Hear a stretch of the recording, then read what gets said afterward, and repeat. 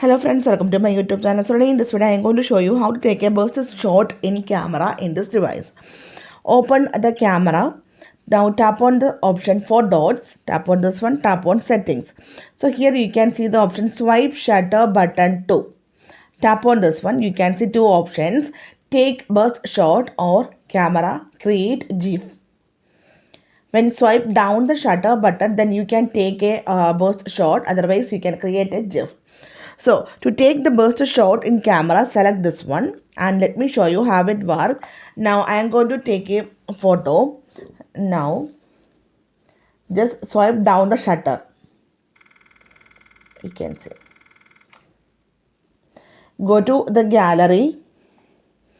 Now you can see the best shot or shot you can see here, and the icon is also there. If you tap on this one, and at the bottom you can see we took in a single shutter we took 55 photos. If you tap on this one, then you can see all the photos you can see here.